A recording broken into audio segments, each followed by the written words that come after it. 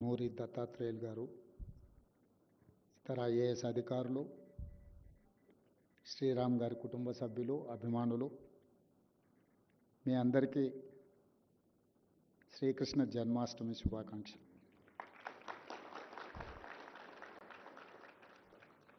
శ్రీకృష్ణుడు, కృష్ణ పరమాత్ముడు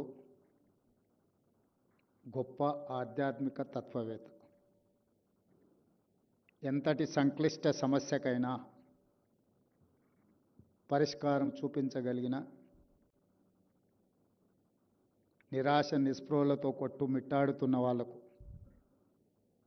సంపూర్ణమైన నమ్మకాన్ని, విశ్వాసాన్ని కలిగించి కార్యోన్ముఖులను చేసి కథన రంగంలో యుద్ధ తంత్రాన్ని ముందుకు నడిపించగలిగి దుష్ట శిక్షణ శిష్ట రక్షణ అనే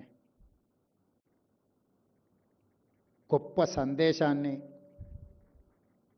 ఈ కలియుగానికి అందించింది శ్రీకృష్ణ భగవానుడు. వారి జన్మాష్టమి సందర్భంగా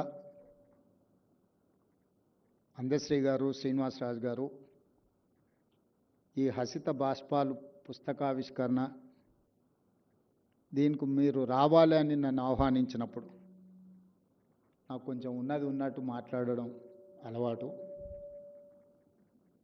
శ్రీరామ్ గారు అని మేమంటున్నాం, శ్రీరామ్ సార్ అని మీరు అందరు అభిమానంతో పిలుచుకుంటారు. వారి పట్ల వారి గొప్పతనం గురించి నాకు పెద్దగా తెలీదు. ఒక శుభకార్యంలో కలిసినప్పుడు శ్రీనివాసరాజు గారు నాకు పరిచయం చేసినట్టు నేను జస్ట్ క్యాజువల్గా చేయగలిపి ముందుకు వెళ్ళినా అని వారు నాకు గుర్తు చేసిండ్రు. సాధారణ దుస్తులో గొప్ప వ్యక్తులు ఉంటారని నేను ఎప్పుడు పెద్దగా భావించలేదు.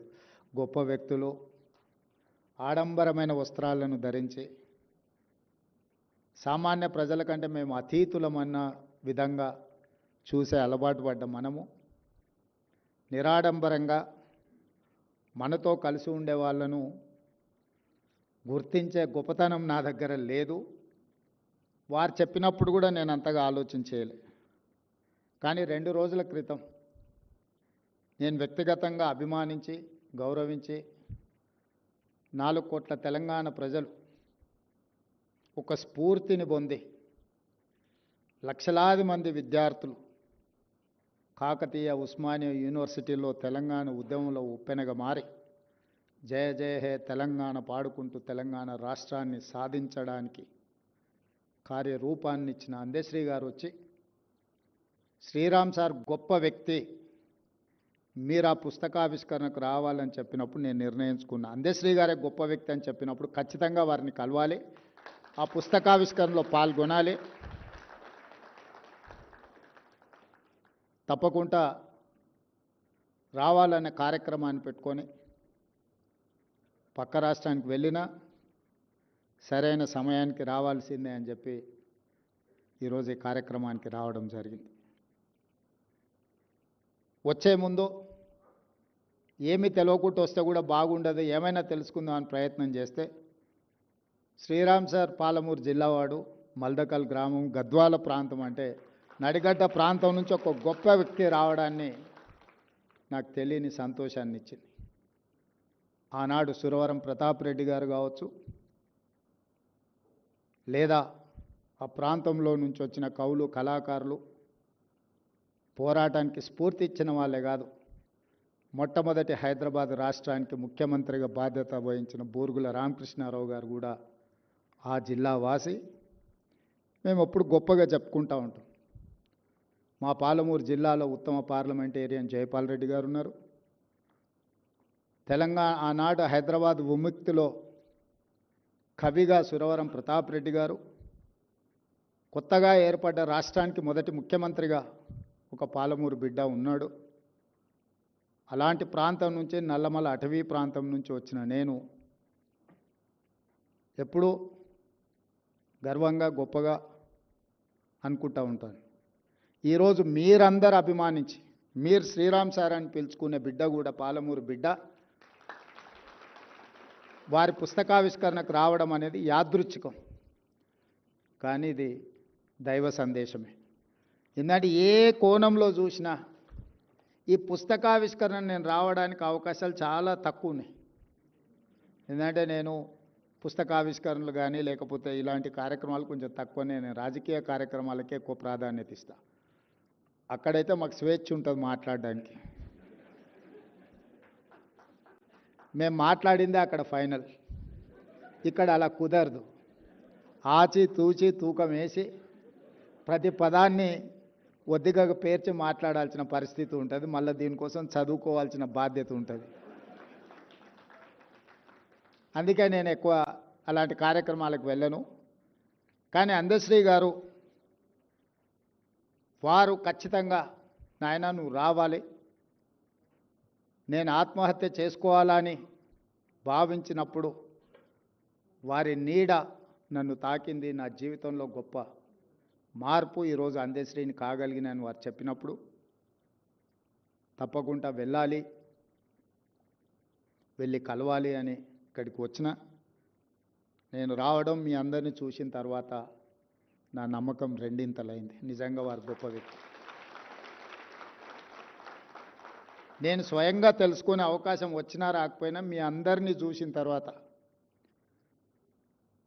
అందశ్రీ నుంచి మొదలు పెడితే నూరి దత్తాత్రేయులు వరకు వారిని వ్యక్తిగతంగా అభిమానిస్తున్నారు అని అంటే ఖచ్చితంగా వారు ఆదర్శంగా తీసుకోవాల్సిన గొప్ప వ్యక్తి అని నేను ఈరోజు భావిస్తున్నాను. తెలంగాణ సమాజం కవులకు పోరాటానికి స్ఫూర్తినిచ్చిన గడ్డ.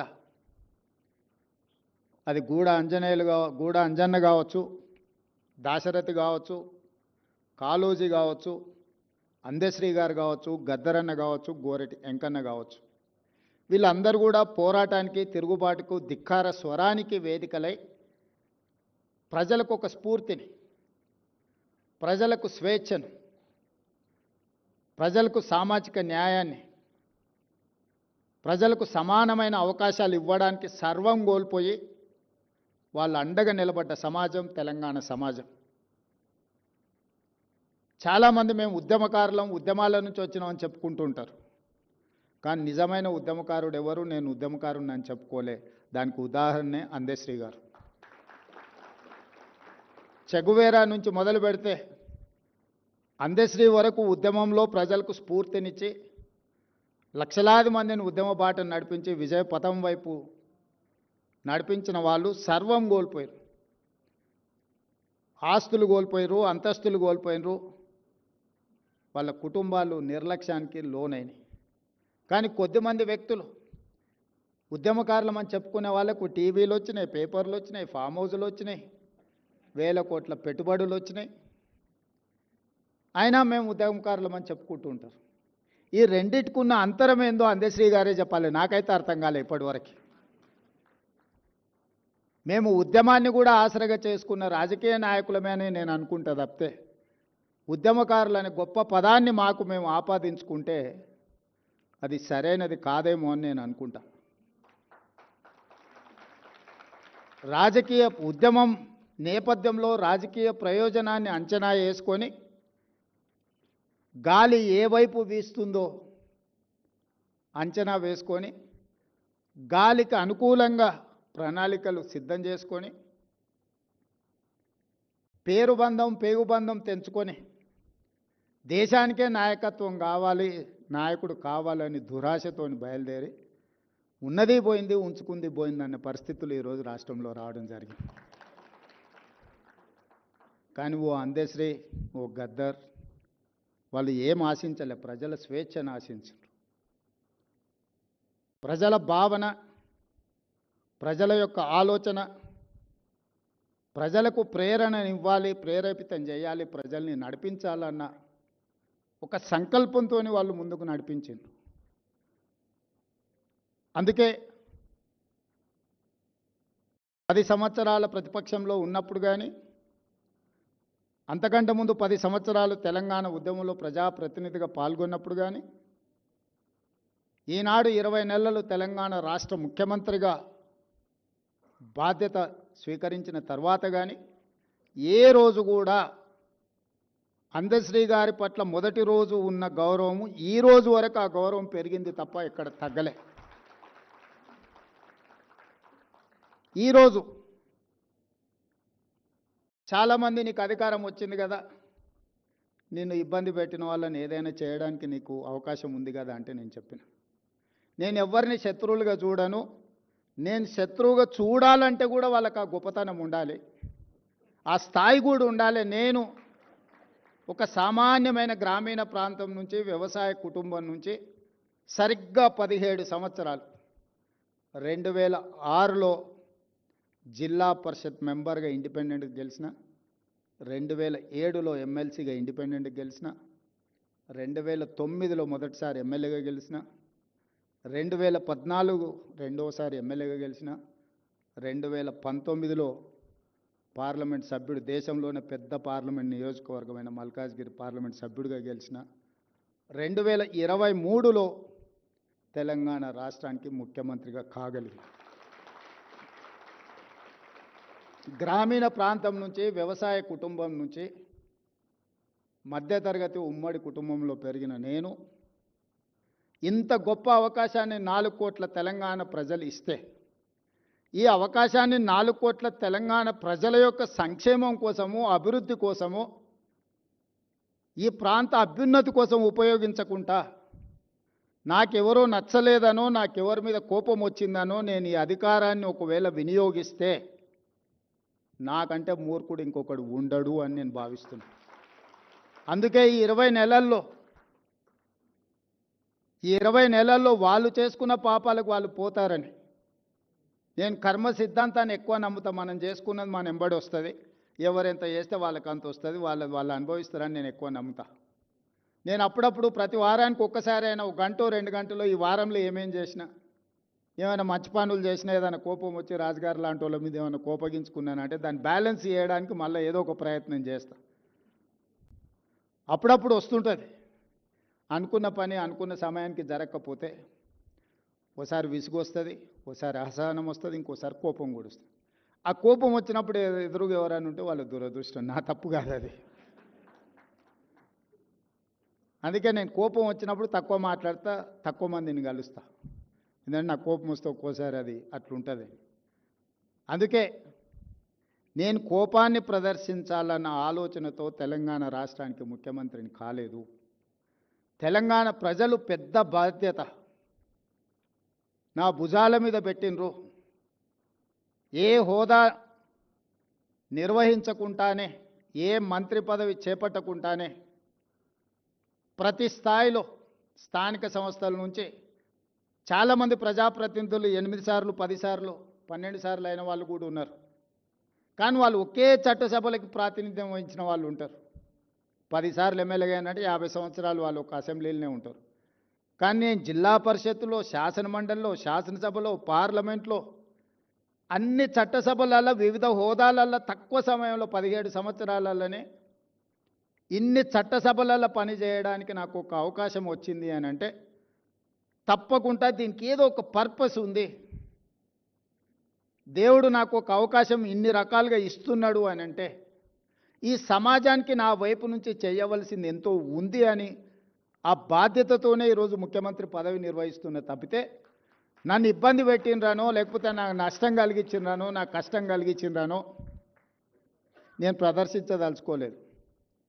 నా గెలిపేజాలు వాళ్ళ దుఃఖానికి, ఇంకంతకంటే బాధ ఆవేదన నేనేమి ఇవ్వగలుగుతా వాళ్ళకి. నేను ఆ కుర్చీలో కూర్చోవడం, సంతకం పెడుతుంటే వాళ్ళ గుండెల మీద గీత గీసినట్టే ఉంటుంది కదా. ఆ మధ్య భారత్ సమ్మిట్ నిర్వహించినాం.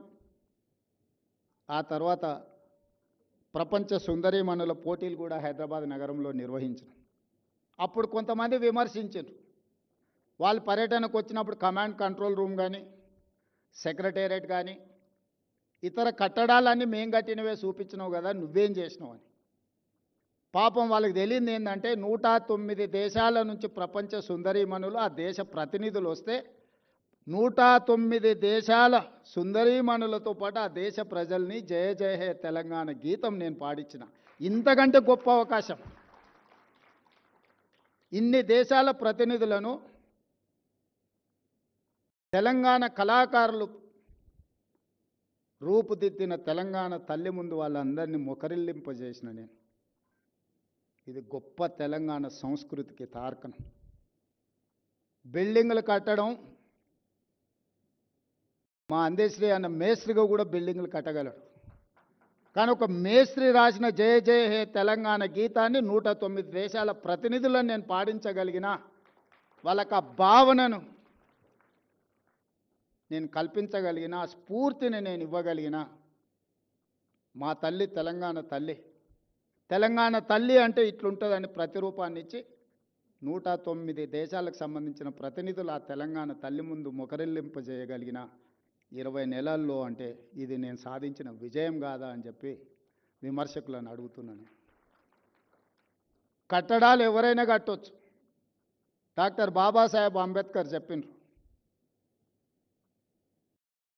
అద్దాల మేడలు రంగుల గోడలు అభివృద్ధి కాదు, సంక్షేమము అభివృద్ధి చివరి పేదవాడికి చేరినప్పుడే అది విజయమని. ఈరోజు కొద్దిమంది అద్దాల మేడలు రంగుల గోడలు చూపించి ఇదే తెలంగాణ నమూనా, ఇదే తెలంగాణ అభివృద్ధి అని చెప్తుండ్రు. ఆ అభివృద్ధికి నేను మా అందశ్రీ అన్న వ్యతిరేకం. పేదవాడికి ఆత్మ గౌరవంతో తలెత్తుకొని ఈరోజు ప్రతి పేదవాడు గ్రామాలలో సొంత ఇంటి కళ ఆత్మ గౌరవం. 4.5 లక్షల కుటుంబాలకు ఇందిరమ్మ ఇండ్లు ఇచ్చి ఇల్లు కట్టుకొని సొంత ఇంటిలో పేదవాడు ఆత్మ గౌరవంతో, ఆడబిడ్డలు సొంత ఇంటిలో కుటుంబంతో గడపగలుగుతున్నారు అని అంటే అది ఆత్మగౌరవం. 3,10,00,000 మంది పేదవాళ్ళు సన్న బియ్యంతో అన్నం తింటున్నారు, వాళ్ళ పిల్లలకు సన్న బియ్యంతో వడ్డించుకుంటున్నారు అంటే ఆత్మగౌరవం. 10 సంవత్సరాలు రేషన్ కార్డు లేక గుర్తింపు రాక ఎక్కడికి వెళ్ళినా మీకు రేషన్ కార్డు ఉందా అని అంటే లేదు, ఇవ్వడం లేదు అని చెప్పుకోవడానికి నామోషిగా ఫీల్ అవుతున్న పేదలకు లక్షలాది రేషన్ కార్డులు ఇచ్చి ఈరోజు వాళ్ళని ఆత్మగౌరవంతో నిలబడే విధంగా ఈరోజు పరిపాలన అందిస్తున్నాం. ఈరోజు ఎవరైనా ఒకనాడు ముఖ్యమంత్రిని చూడాలంటే అదో గొప్ప సన్నివేశం. ఇవాళ ఎవరైనా ముఖ్యమంత్రిని చూడడం కాదు, ముఖ్యమంత్రిని కలవచ్చు, ముఖ్యమంత్రికి చెప్పుకోవచ్చు. రాచరికం నుంచి ప్రజాస్వామ్యం వరకు ధర్మగంట ఉండేది. రాచరికంలో కూడా రాజుకి ఏమైనా చెప్పుకోవాలి, బాధ ఉంటే సామాన్యులకు ధర్మగంట ఉండేది. ధర్మగంట కొడితే బయటికి రాజు వచ్చి ఏంది నీ సమస్య అని అడిగేవాడు. కానీ ప్రజాస్వామ్యంలో ప్రజలు గెలవడానికి అవకాశం ఇవ్వని ముఖ్యమంత్రుల నుంచి ప్రతిరోజు ప్రజలలో ఉండే అవకాశం నాకు ఇచ్చి ప్రజల సమస్యల్ని పరిష్కరించడానికి గొప్ప అవకాశం వచ్చింది అని అంటే శ్రీకృష్ణ భగవానుడు బోధించిన తత్వానికంటే ఇంకా ఏం గొప్ప విషయం ఉన్నది. అందుకే ఈరోజు ఇంత గొప్ప కార్యక్రమాన్ని మీ అందరి సమక్షంలో జరుపుకొని మీ అందరికీ నా సూచన, నా విజ్ఞప్తి ఒకటే. నేను మీకంటే గొప్పవాడిని ఏం కాదు, మీకంటే పెద్దవాడిని ఏం కాదు. మీలో ఒకటిని నాకు ఈ అవకాశం వచ్చింది. ఈ అవకాశం ఎంతకాలం నా చేతిలో ఉంటే అంతకాలం పేదవాళ్ళ కోసం ఉపయోగిస్తా తప్పితే నా వ్యక్తిగత ప్రయోజనానికి నేను వాడనది 5 ఏళ్ళ 10 ఏళ్ళ నాకు తెలీదు. నేను జిల్లా పరిషత్ మెంబర్ అయినాడు ఎవరు ఎమ్మెల్సీ అవుతా అనుకోలే. ఎందుకంటే 2006లో శాసనమండలి లేదు, 2007లో అది కొత్తగా వచ్చింది. వచ్చిన వెంబడే నేను శాసనమండలి సభ్యుడిని అయినా. అలా ప్రయాణం మొదలై నేను మొదటిసారి శాసనసభ్యుడు అయినప్పుడు ఉమ్మడి రాష్ట్రం తెలంగాణ రాష్ట్రం వస్తుందా రాదా అని అంటే ఎవరు సమాధానం చెప్పలేనంత పరిస్థితులు ఉండే, రాజకీయ పరిస్థితులు. కానీ 5 సంవత్సరాలు తిరిగే లోపల తెలంగాణ రాష్ట్రం వచ్చింది. ఆ వచ్చిన రాష్ట్రానికి నాకు 2వ ముఖ్యమంత్రిగా అవకాశం ఈ ప్రజలు ఇచ్చిండ్రు. ఇవన్నీ కూడా ఊహించని సమాజంలో జరిగిన మార్పులు, ఆ మార్పులలో నాకు భాగస్వామ్యం ఉండడం, ఆ భాగస్వామ్యంతో ప్రజలు బాధ్యత ఇవ్వడం, ఆ బాధ్యతను ప్రజల కోసమే ఉపయోగించాలన్న ఆలోచన, ప్రజల సంక్షేమం కోసం, తెలంగాణ ప్రాంత అభివృద్ధి కోసం, మీ అందరి అభిమానం కోసం నిరంతరం నేను పని చేస్తూనే ఉంటాను. మీ అందరి ఆశీర్వాదం ఉండాలి, మీరు అందరు అండగా నిలబడాలి. ఈ తెలంగాణ రాష్ట్రాన్ని దేశానికి కాదు ప్రపంచంలోనే ఒక గొప్ప అభివృద్ధి చెందిన రాష్ట్రంగా అభివృద్ధి చేయాలన్న ఆలోచన నాది. ఈరోజు కేంద్ర ప్రభుత్వం భారత ప్రధానమంత్రి 2047 నాటికి $30 ట్రిలియన్ ఎకానమీ కోసం ప్రణాళికలు వేస్తున్నాడు. నేను ప్రధానమంత్రి గారికి నీతి ఆయోగ్లో చెప్పిన మా విజన్ డాక్యుమెంట్ను కూడా తెలంగాణ రైజింగ్ 2047 రాబోయే 10 సంవత్సరాలలో $1 ట్రిలియన్ ఎకానమీగా తెలంగాణ రాష్ట్రాన్ని తీర్చిదిద్దాలి. 2047కి $3 ట్రిలియన్ ఎకానమీగా, అంటే దేశ సంపదలో 10%ను కాంట్రిబ్యూట్ చేయాలనేది నా లక్ష్యం. 2047కి 100 సంవత్సరాలు పూర్తవుతుంది స్వతంత్రం వచ్చి. 2047 వరకు ప్రజా జీవితంలో క్రియాశీలకంగా ఉండి $3 ట్రిలియన్ ఎకానమీకి తెలంగాణను తీసుకెళ్లే వరకు నిరంతరం ప్రజల సమక్షంలో ఉండుకుంటూ పనిచేస్తానని మీ అందరు తెలియజేస్తూ సెలవు తీసుకుంటున్న మిత్రులారా, ధన్యవాదాలు.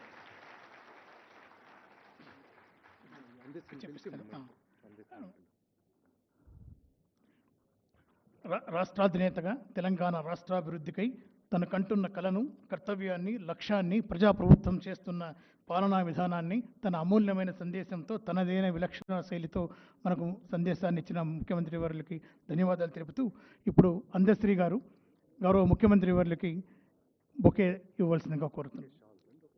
బొకే అండ్ షాల్ ఇచ్చి వారిని సత్కరిస్తారు. వేణు గారు ఉన్నారు, వారు దయచేసి ఆ బొకేను తీసుకురావాల్సిందిగా కోరుతున్నాను.